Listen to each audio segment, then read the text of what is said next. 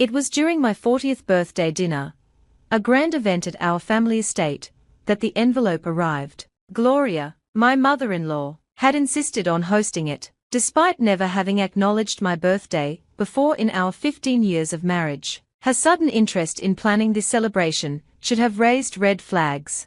Go ahead, open it, dear. Gloria's voice was sweet, but laced with a hidden bite, as she handed me the envelope in front of our guests. A special gift from Thomas and me.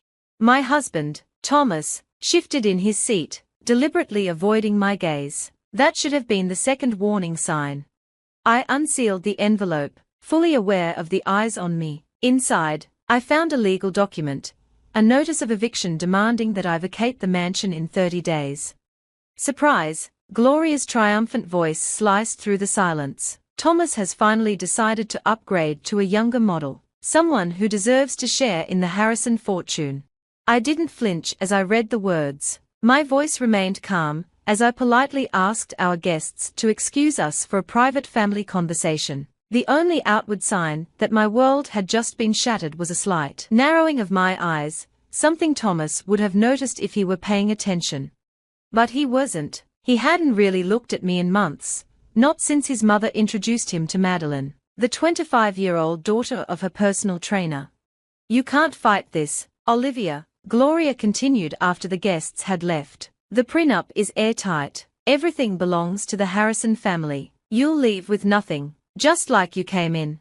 I glanced around the grand dining room, the antique furniture I had painstakingly restored, the art collection I had carefully built, all the assets Gloria thought belonged solely to her precious son. I am Olivia Bell Harrison, and at 40, I was about to teach my mother-in-law an expensive lesson she'd never forget. The prenup, I smiled softly. You mean the one that says any business assets acquired during the marriage go to the spouse who built them? Gloria waved her hand dismissively. We both know Thomas built Harrison Enterprises from scratch. You were just his arm candy. I pulled out my phone and opened a folder I'd been carefully keeping for the past 15 years. Actually, let me show you something. Thomas finally met my gaze, panic creeping across his face. He knew what was coming. He had counted on me staying silent, on my desire to protect his reputation. That was his mistake. Here's the incorporation paperwork for Harrison Enterprises, I said, pulling up the documents on my tablet. Notice whose signature is on the founder's line. Mine. The original business plan. That's also mine. The seed money. I gave Gloria a pointed look. $3 million from my family's investment firm. Gloria's face turned crimson. Thomas said he built it all. Thomas said a lot of things, I replied. Did he ever tell you that when you introduced us, he was just months away from bankruptcy, that his successful real estate business didn't have a single profitable property? That's a lie, Gloria objected. Thomas is brilliant with business. I pulled up more documents. Here are the bankruptcy filings Thomas was preparing before we met. And here's the business license showing that I was already an established investment banker. Want to see the records where I turned his failing company into a thriving one? Thomas stood up suddenly, his face draining of color. Olivia, stop. Stop what? Telling the truth. I turned to Gloria. Your son is very good at pretending to be successful. The right clothes, the right car, the right connections, but for the past 15 years, I've been the one working those 18-hour days, making deals, building relationships. While Thomas played golf, I built his failing business into the billion-dollar enterprise it is now. Gloria's hands trembled as she reached for the documents. But all the properties are in the Harrison name. Under Harrison Enterprises, I corrected, which, as the incorporation documents clearly state, is owned by me. Thomas is an employee, an incredibly well-paid one, but still just an employee. You're lying, Gloria shrieked. Thomas, tell her she's lying. But Thomas, pale and defeated, didn't respond. He knew I was telling the truth. I continued pulling up documents on my tablet. Here are the minutes from 15 years of board meetings, where I made every major decision. Bank statements showing I personally guaranteed every loan. Client contracts naming me as CEO and primary shareholder. But the mansion, Gloria stammered, is owned by Harrison Enterprises. I finished, just like the properties in Aspen and Martha's Vineyard. The cars, the artwork, everything you thought belonged to your son. My phone buzzed, and I saw the confirmation message from my lawyer. The divorce papers had been filed, along with an emergency motion to remove Thomas from all company positions. So, I smiled at Gloria about that eviction notice. Gloria's face contorted in fury as she crumpled the eviction notice she had gleefully handed me earlier. This is outrageous. I am calling our family lawyer. Warren Mitchell, I smirked. He's currently on the phone with my legal team, going over the documents I sent this morning, including some rather interesting emails between Thomas and Madeline. Thomas' head shot up. You knew about the affair, the plans to push me out, the secret account you thought I didn't know about. I pulled up more documents. You really should have paid more attention during the technology security briefings I set up for the company. Every email sent through Harrison Enterprises servers is archived, including those lovely exchanges where you and Madeline planned how to spend my company's money after I was gone. Gloria lunged for my tablet, but I effortlessly moved it out of her reach. Careful, destroying evidence is a serious offense. Just ask Thomas. He's about to face some very serious legal challenges. Legal challenges? Gloria scoffed. What are you talking about? Well, for starters, there's the issue of Thomas using company funds to finance his affair, the unauthorized wire transfers, the fraudulent statements to shareholders. I said, turning to Thomas, remember that investment opportunity you pitched to the board last month, the one that made us $30 million. Would you like to explain how you took credit for my work, or should I just play the recording? Thomas slouched deeper into his chair, his face ashen. For 15 years, he'd basked in the glory of my hard work, portraying himself as a business genius while I quietly kept everything running. Now, all those carefully constructed lies were crumbling around him. My phone buzzed again. This time, it was a message from our head of security. As I had instructed, they'd already changed the access codes to all company properties and revoked Thomas's credentials. You can't do this to my son. Gloria's voice rose in panic. We are Harrisons. Do you even realize who we are in this city? I know exactly who you are, I answered, my tone steady. A family living off the reputation built by others. Did you ever wonder why Thomas's ventures failed before he met me? Why nothing succeeded until I stepped in?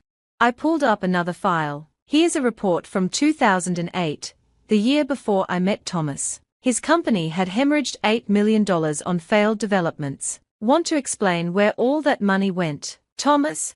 But Thomas wasn't listening. He was too absorbed in watching his company email access disappear, his credit cards being cancelled, his entire life falling apart. I've spent 15 years shielding you, I told him in a low voice, hiding your mistakes, covering up your failures, making you seem successful, all while you and your mother treated me like a trophy wife who just got lucky. Gloria regained some composure. The rest of the Harrisons won't stand for this. We'll fight you. You mean Aunt Eleanor, Uncle Richard, Cousin Benjamin? I smiled, savoring the moment. They are all major investors in Harrison Enterprises. Thanks to my management, their investments have grown by 300% over the past decade. Care to guess whose side they'll take when they find out how close Thomas came to ruining their portfolios funding his affair? Almost on cue, my phone buzzed with messages from various Harrison family members. Word spread fast in high society, and I'd made sure the right documents landed in the right hands at precisely the right time. You've already lost the family's support, I told Gloria, keeping my voice calm. Check your phone. Her face drained of color as she scrolled through her messages. The Harrison family matriarchs and patriarchs were none too pleased to learn how close they had come to losing everything due to Thomas's reckless actions. As for the mansion, I added, I think I'll hold onto it, but don't worry about the eviction notice. I've already secured a charming apartment for Thomas. 1 bedroom, very cozy, the same building where he set up with Madeline, by the way, though she might not be around much longer, now that his credit cards have been cancelled. Thomas's phone buzzed, and from the look on his face, I knew it was Madeline, likely wondering why their getaway plans had just been derailed. You can't just take everything, Gloria whispered, her previous bravado collapsing. Actually, I can, and I have the paperwork to prove it, I said, rising from my seat and straightening my dress. "Oh, and Gloria, remember last month, when you convinced the hospital board to reject my donation for the children's wing because, as you so elegantly put it, new money has no place in old institutions?" Her face went even paler. The hospital board position had been her prized possession, the symbol of her social standing. "I just spoke to the board president," I said smoothly. "Turns out, they are very interested in my $100 million donation, especially after learning about your embezzlement from the hospital foundation." "I would never," Gloria began to protest, but I cut her off. "The forensic accounting report says otherwise." I glanced down at my tablet. "The board meeting to remove you is tomorrow. Don't bother showing up. I'm now the majority donor and proxy holder for most major Harrison family investments. Your social status was built on their money, and now I control it." My phone buzzed one final time. The confirmation that Thomas's belongings were being moved to his new apartment. It had all been meticulously arranged, just like every other aspect of his life I'd quietly orchestrated over the past 15 years. "Happy birthday to me," I said with a smile as I headed toward the door. "Oh, and Thomas, the board meeting is at 9 a.m. tomorrow. Do try to be on time for once, though I suppose punctuality doesn't matter when you're being voted out as the figurehead CEO. You'll regret this," Gloria called after me, but her voice trembled. "No one humiliates the Harrisons." I turned to face her one last time. "Actually, you did that just fine on your own. I just provided the evidence." 1 month later, I sat in my new office, formerly Thomas's office, reviewing acquisition proposals. The divorce had been swift, thanks to the overwhelming proof of Thomas's misconduct. The Harrison family, more concerned with their investments than family loyalty, had all sided with me. Gloria had quietly been asked to resign from every board and charity she once dominated. Last I heard, she'd moved to Florida, spending her days writing angry emails that my assistant dutifully filed away. Thomas and Madeline's relationship had lasted precisely 3 weeks before she moved on to someone who could actually maintain her lavish lifestyle. As for Thomas, he'd applied for a slew of positions around the city, only to discover that no reputable firm was willing to take on a man with his record of documented misconduct. My phone buzzed again, this time with a message from Aunt Eleanor. "Darling, we simply must discuss your vision for the new Harrison Foundation. Some of us are thinking, perhaps it's time to rename it. After all, you're the one who built it." I smiled as I looked out over the city skyline. The view was much better from the CEO's office, my office. Maybe it was time for a little rebranding. The Bell Enterprises sign would look perfect on the building. After all, I had built the empire. It only made sense to put my name on it.